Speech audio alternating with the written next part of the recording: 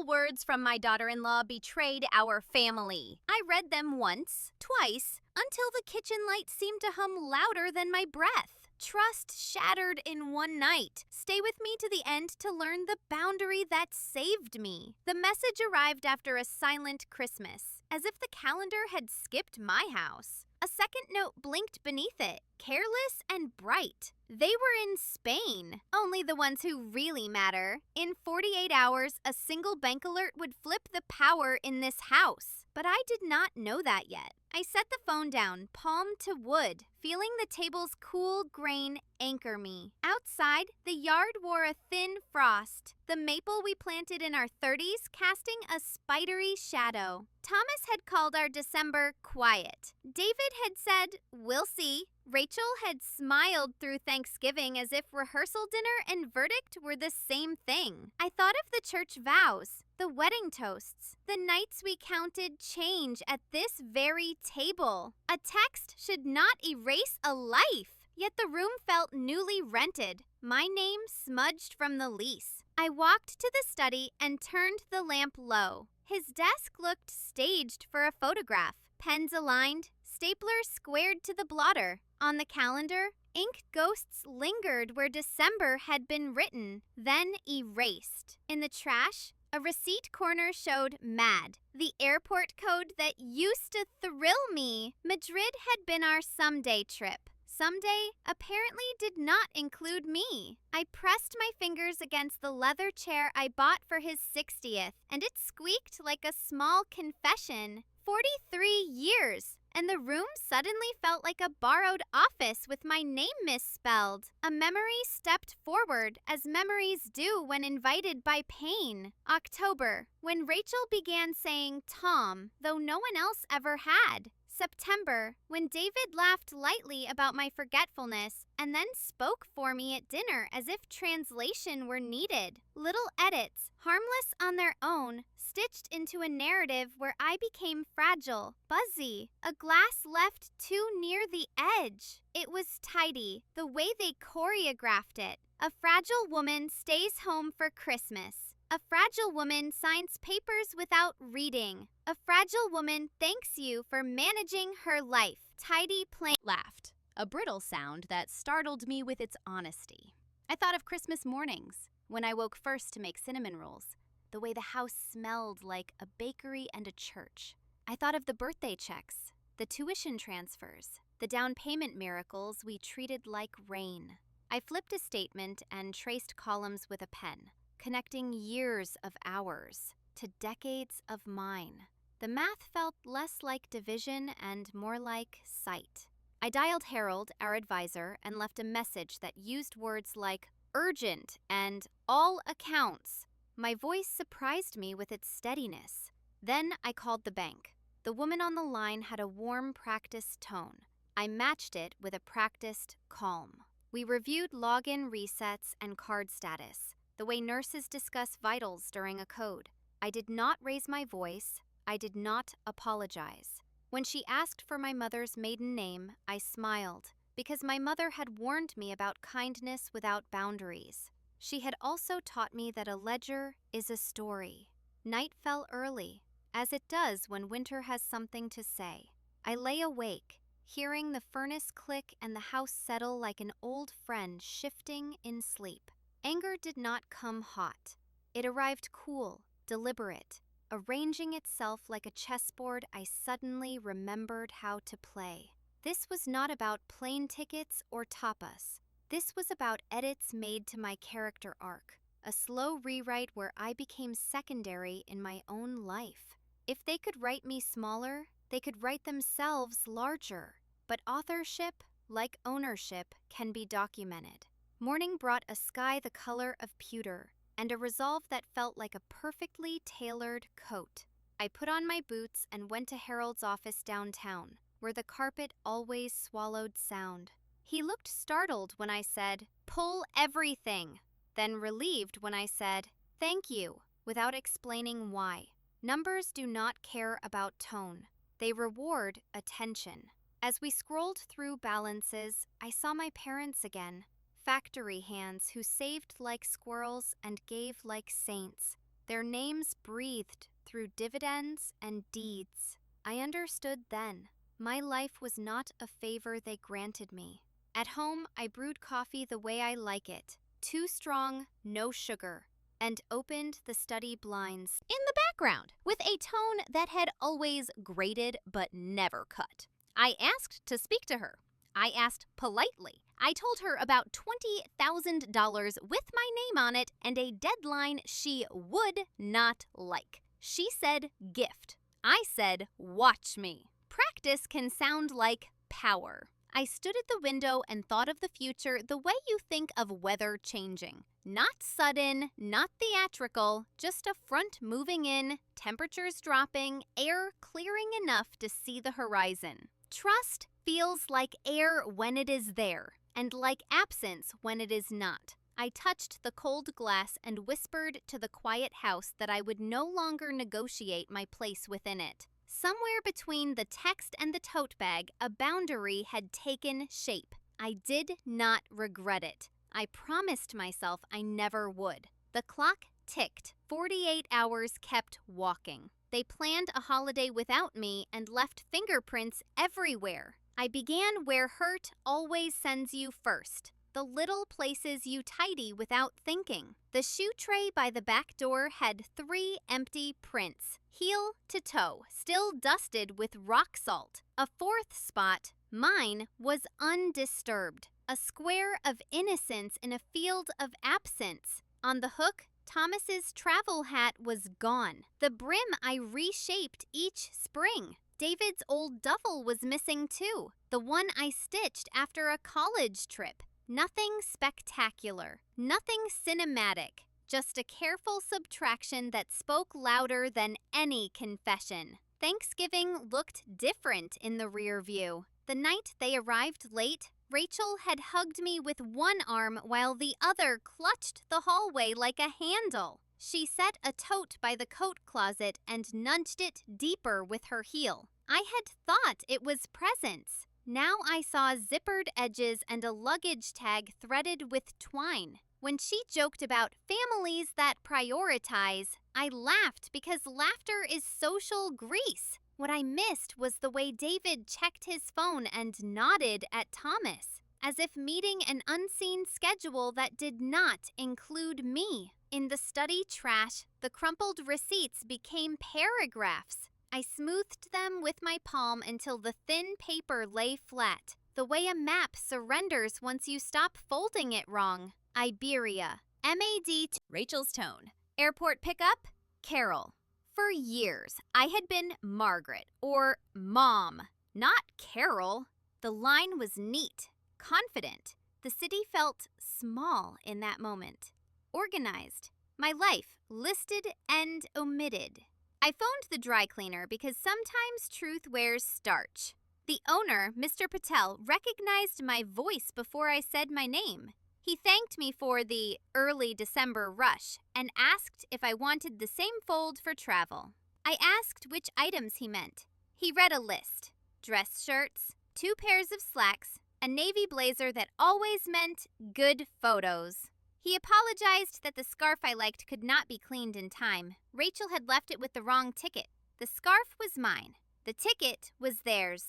Small evidence, but evidence from a man who pressed facts. Next door, Mrs. Keene watered plants each winter when we visited my sister. She knocked at noon with a tin of cookies and a look that traveled to my eyes, stopped, then detoured to the floor. "Did they catch the early flight?" she asked. My head tilted before words arrived. She had given them a ride to the airport at dawn. They had said it was a surprise, for Mom. The lie was not barbed. It floated like a helium balloon and bumped a ceiling called hope.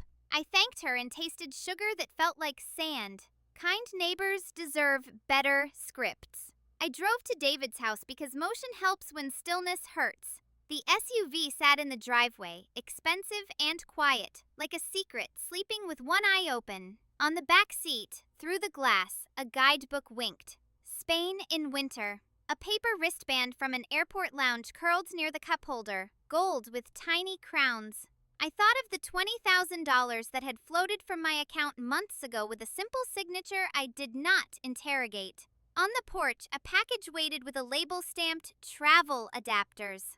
I placed it neatly to the side. Boundaries can be courteous. Back home, the kitchen admitted more confessions. A recipe card for paella lay in the book I keep for birthdays and anniversaries. Someone had tucked a grocery note inside it months earlier. Saffron, smoked paprika, Kalisbara rice. 3 hands moving through one life, stalking and staging, rehearsing departures under my Crossed at noon while I studied my watch in a different time zone. I thanked her and wrote down dates to pin the story to an actual calendar. By evening, the house glowed with that soft winter gold that makes even unpaid bills look romantic. I spread the clues on the table as if I were setting out placemats. Receipts, screenshots, a neighbor's kindness, and office approval stamped weeks in advance. I did not need a detective. I needed a spine. Each piece spoke the same sentence in a different accent. We planned the trip. We excluded you on purpose. We built a scaffolding of concern to hold the lie in place. None of it justified me erasing myself. My grief began to unclench its fist so my hand could dial. I called Harold again and left a message using words that pointed forward rather than back. I requested beneficiary changes, account reviews, and a meeting that would spend as much time on protection as it did on growth. After I hung up, I walked the rooms and touched what was mine by history and by law. The banister we sanded together, the wedding china I paid for piece by piece when love was a layaway plan. Wear patterns are testimonies. Ownership does not always need a lawyer to speak for it. Sometimes it needs a woman to remember she can speak. I stacked the papers, turned off the kitchen light, and stood in the doorway. Somewhere over the Atlantic, a flight would return them to the ground. Somewhere in Madrid, a card would fail again, and a hotel manager would frown. The receipts hid one more detail, though. The travel insurance listed an emergency contact who was not me. That, more than anything, clarified the cast list. I exhaled and drew a line I could keep. If the people you love rewrite you out of the story, how do you write yourself back in?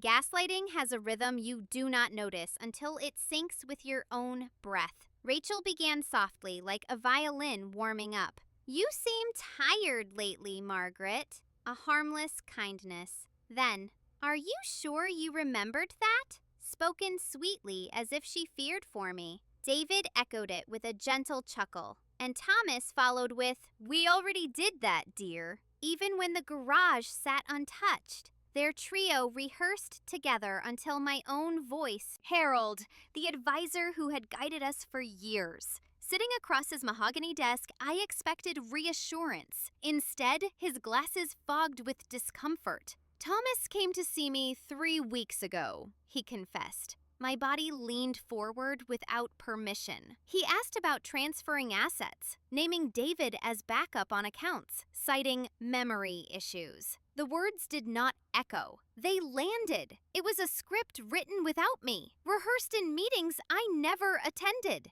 A play where my role was senile extra. I asked Harold to show me everything. He slid folders forward with fingers that trembled. The pages whispered betrayal in bureaucratic tones. Power of attorney drafts, asset transfer worksheets, even life insurance beneficiary notes, with my name fading into the margins. For decades, I had managed these details, balanced checkbooks with a ruler-straight pen, chosen funds with patience and foresight. Now suddenly, I was deemed incompetent. The irony was brutal. The very wealth that secured their comfort had painted me as disposable. I stared at signatures. His neat slanted hand, my hesitant initials added under pressure months ago, and understood that my trust had been weaponized. Trust is currency. They had spent mine lavishly. I left Harold's office with 2 truths folded in my coat pocket.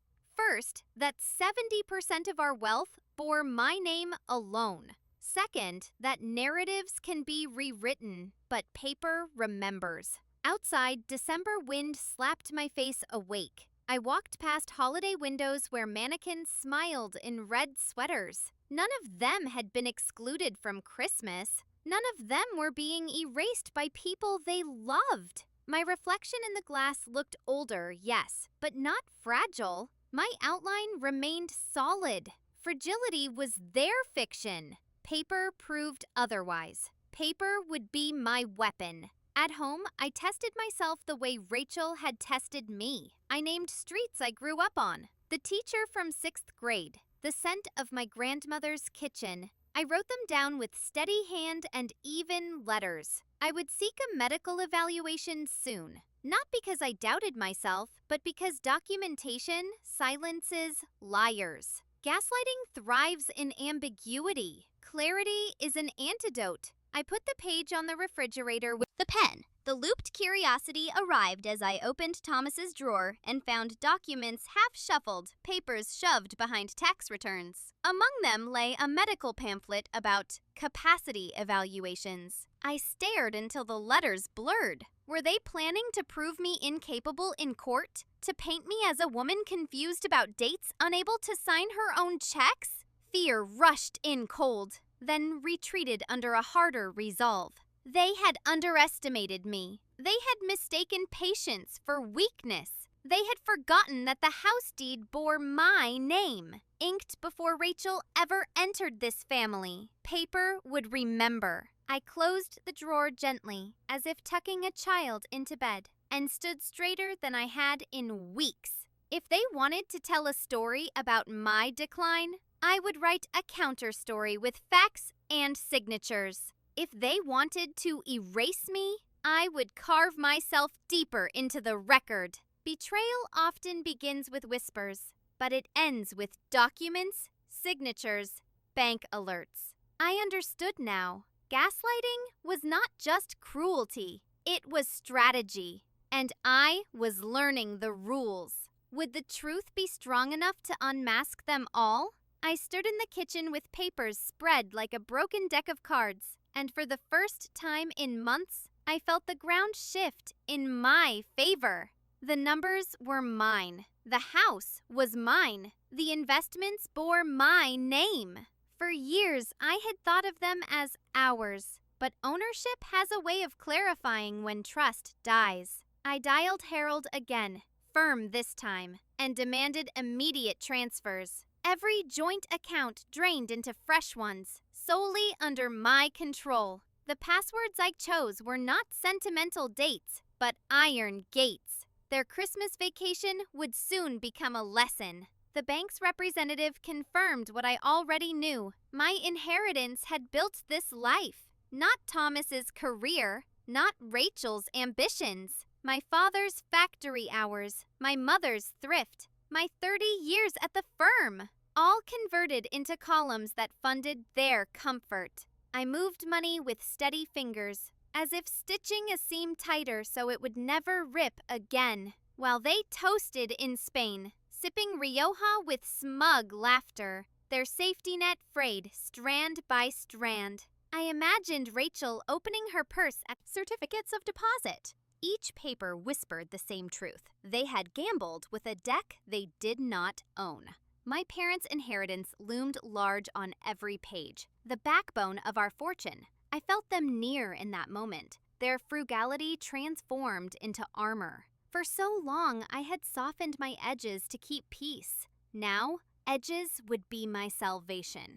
Inheritance is not just money. It is memory. And memory would not be rewritten by people who thought I was disposable. The mini twist came when Harold called back, voice careful, as if speaking to a live wire. "Margaret, Thomas attempted a transfer last week. He asked for authorization to move a portion of your retirement account." My jaw clenched, but my answer was calm.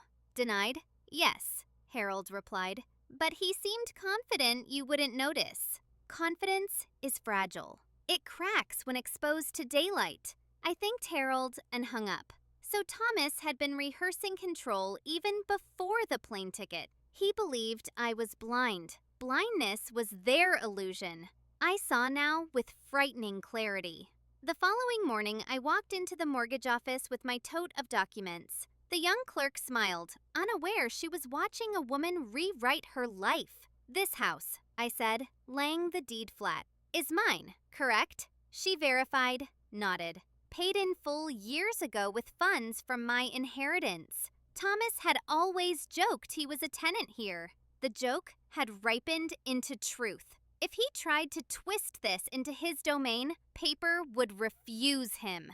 I left the office lighter than when I entered. The house was no longer a shared stage. It was my fortress. That night, I sat at the dining table where countless meals had been shared and silently cut off the lines they had strung through me. I reset every online password, banking, investments, even the streaming services Rachel and David used without asking. Each login became a door I closed with a satisfying click. I did not slam them. I locked them. A fortress doesn't need noise to be strong. Somewhere across the ocean, they were still smiling, still sipping, still certain. They had not yet felt the earth open beneath their feet, but the tremor was on its way. By the end of the week, I had drawn new child, but their words would bounce off walls lined with documents in my name. I was no longer a ghost in their story. I was the author of mine. The foreshadowing gleamed quietly in my mind. When their cards failed, when their vacation crumbled, when the bank refused them, they would know the cost of erasing me. Would they beg or would they fight? I folded the last document, turned off the lamp, and let the house rest. In 40 years, I had played the roles of wife, mother, provider. Now, I added another, guardian of my own future. Their Spain trip had been a celebration without me. My revenge was simple. Let them taste life without me entirely, and soon they would. But when the phone finally rang again, would I answer? Or would silence speak more loudly than any word I could say? The first call came at dawn, the international code flashing on my phone like a siren. I let it ring twice before I answered. Thomas's voice cracked with urgency. "Margaret, there's some problem with our accounts. The hotel can't process the card." His tone was half annoyance, half disbelief, as though the universe had erred rather than him. I sipped my coffee before answering. "How is Spain, Thomas?" Silence filled the line. Then Rachel's voice rose in the background, sharp and impatient. "Ask her what she did." I smiled faintly. They had rehearsed a play without me. Now they were stranded on stage. He tried again, softening his voice, calling me dear, as though that word could erase a holiday spent without me. "It was just a small trip, Margaret. Rachel thought David needed time with his father. You've been so tired lately." Tired, forgetful, dramatic. Each word had been a stitch in their fabric of lies. I laid my palm flat against the table. Steady. "You lied. You planned for months. And you left me behind." His protest stumbled over the crackle of the overseas connection. Rachel's sharper whisper cut through. "Dramatic old woman." The insults carried across an ocean, unfiltered. "Put her on the phone," I said. Thomas hesitated, but Rachel's voice soon oozed through the line. "Hi, Margaret. We thought you might prefer staying home. The travel, the food." Calm. "Margaret, what have you done?" His fear was the answer. "I've taken back what was mine," I said simply. The hotel manager spoke in the background, impatient. The world around them was crumbling, and all I had done was say no. I ended the call and let the silence settle in my kitchen like a heavy quilt. For years, I had answered every request, filled every gap, paid every bill. Now the absence of my support echoed louder than my presence ever had. I wondered what Rachel's face looked like as the reality sank in, whether her confidence cracked as easily as her smile. They had thought me weak, irrelevant, erased. But weakness does not freeze an account. Irrelevance does not cancel credit cards. Erasure does not speak with authority. My voice, calm and measured, had undone their holiday in a single morning. By afternoon, more calls buzzed my phone. I declined them. Each voicemail was a different tone: pleading, angry, apologetic. "Rachel is crying," Thomas said in one. "David doesn't understand what's happening." But I understood. For the first time, I understood completely. They had counted on me being silent. They had counted on my love as a leash. They had never counted on me choosing myself. Their tears did not soften me. Their panic did not move me. Instead, I poured another cup of coffee and watched snow fall across the yard. Peace tasted stronger than guilt. That night, I called Patricia, our old lawyer. Her voice carried the weight of both law and empathy. After I explained, she said the words I needed. "What you've described is financial elder abuse. Even if it's family, it's abuse." I felt my chest loosen.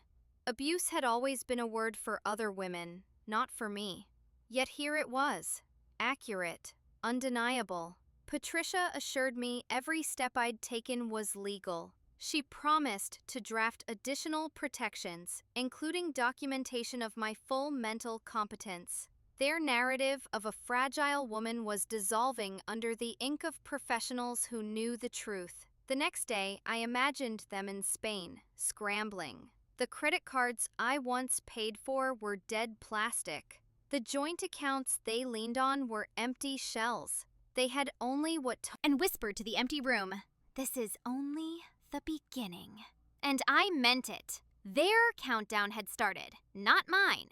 Would I forgive them when they returned? Or would forgiveness be another leash I refused to wear? The doorbell rang 2 days later, early enough that frost still glazed the porch. When I opened it, my family stood there with luggage scuffed from hurried travel. Thomas's tie hung loose, David's shoulders slumped, and Rachel's face burned with rage. They had come home sooner than planned. Not triumphant, but cornered. Thomas tried for calm authority. "Margaret, we need to talk." His voice had the weight of 43 years, but my silence had grown heavier. I gestured them inside, not out of welcome, but out of habit. The kitchen, once our gathering place, would now be the courtroom. We sat at the table where I had served countless Sunday dinners. This time, I served only papers, bank statements, receipts, account summaries, all spread like evidence before a jury. Thomas reached for one, then hesitated, as if touching it might brand him guilty.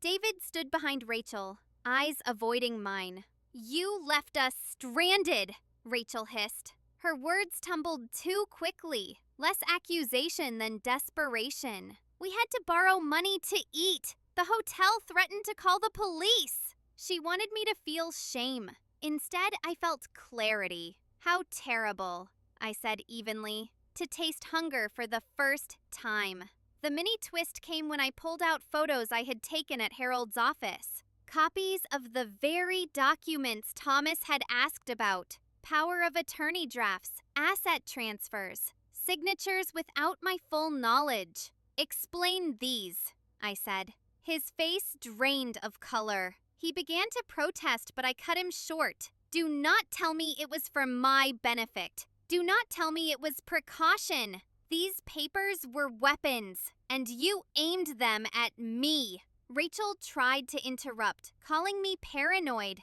but the proof lay silent between us. Paranoia does not carry account numbers and signatures. "Mom."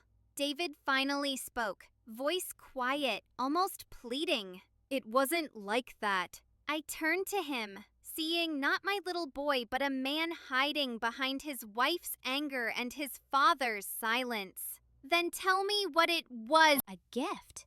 I leaned forward, eyes steady. "No, Rachel, it was theft, hidden in kindness. You wanted the benefits of my generosity without the burden of my presence." Her lips parted, but no defense came. Thomas shifted uncomfortably. "Margaret, let's not make this uglier than it needs to be." I laughed softly, the sound startling even me. "Uglier? You lied for months, erased me from my own family, plotted to strip me of competence and wealth. The ugliness was born in your choices. I am only holding up a mirror. He sagged back, older suddenly, as if the weight of his betrayal had aged him overnight. For decades, I had softened truth to preserve his dignity. Now dignity was his to fight for, not mine to protect. The atmosphere thickened, and for a moment I thought David might speak again, might apologize. Instead, Rachel filled the silence with venom. You can't control everything forever, Margaret. Families evolve. Maybe you're not the center anymore. Her words stung, not because they were false, but because they were cruelly true. I was not the center, but I was the foundation. The beams beneath their roof, the account numbers behind their comfort. They had mistaken foundation for furniture, assuming it could be replaced. If you want independence, I told them, you will have it completely. I gathered the papers, stacking them with deliberate precision.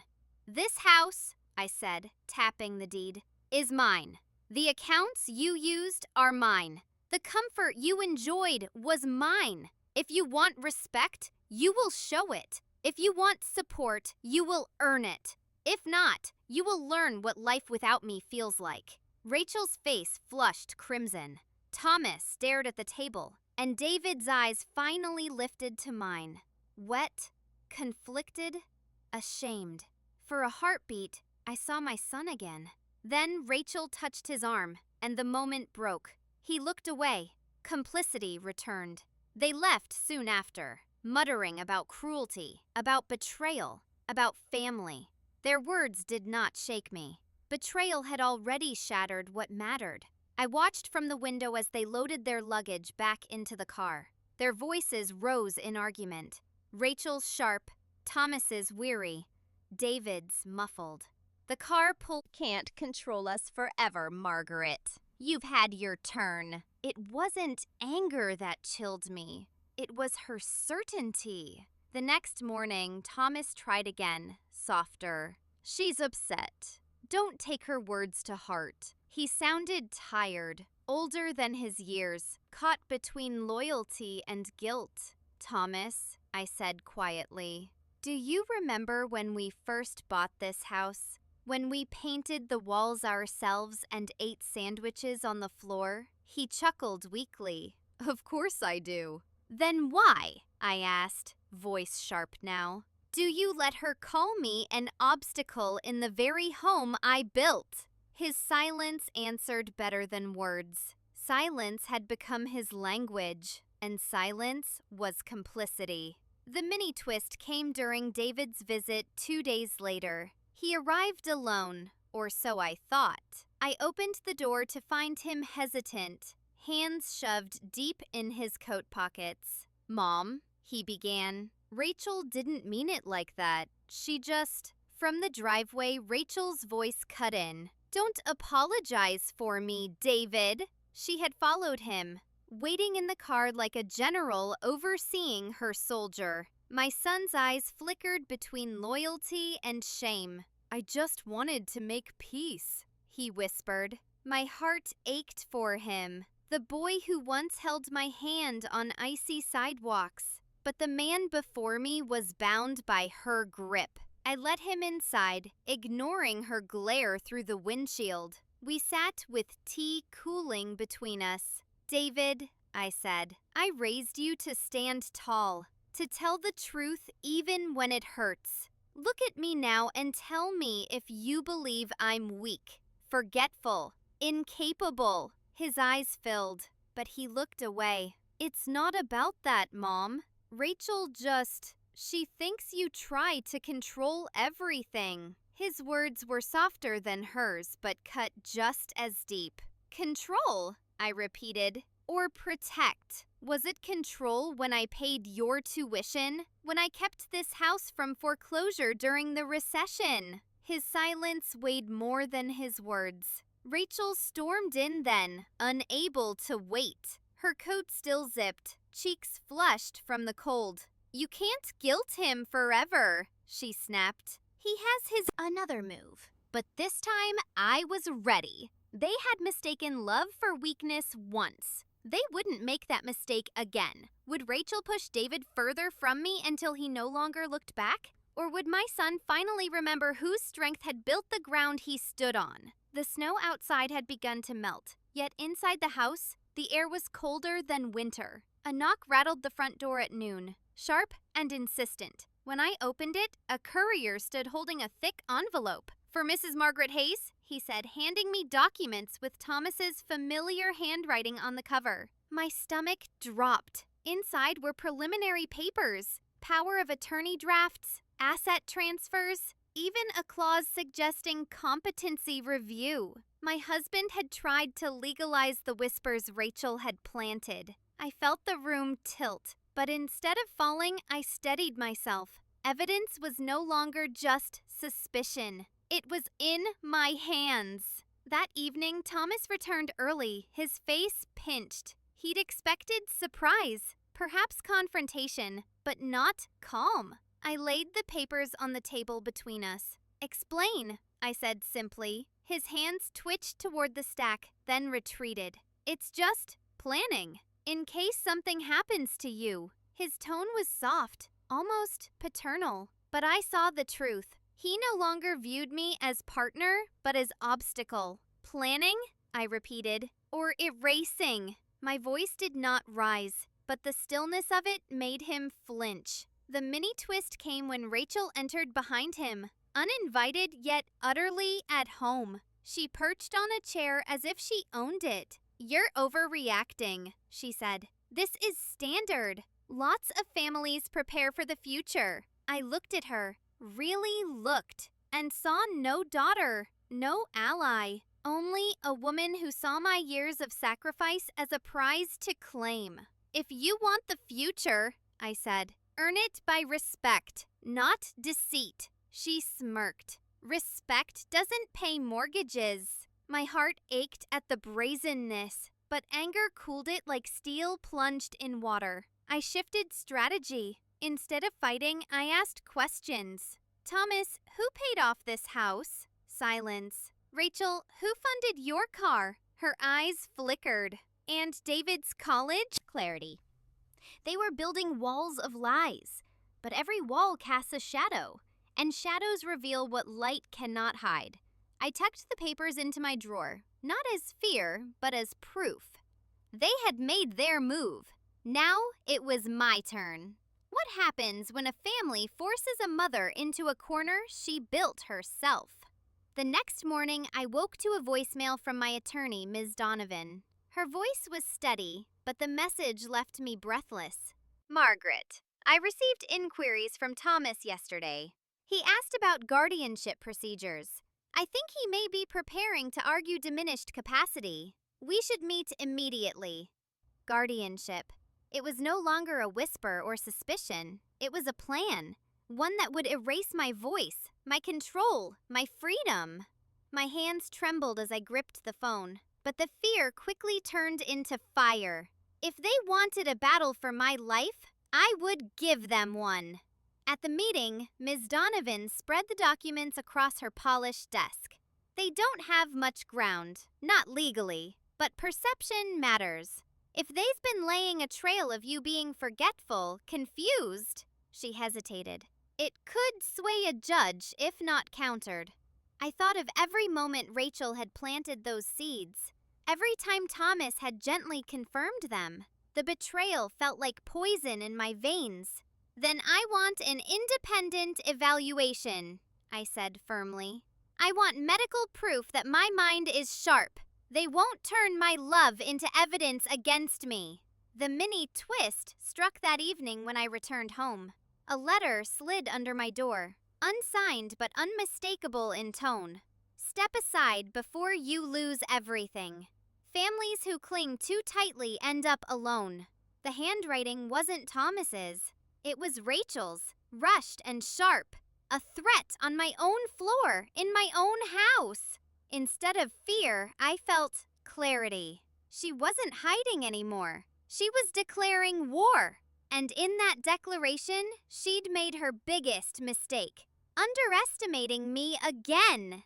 I called David that night, deciding to face him directly.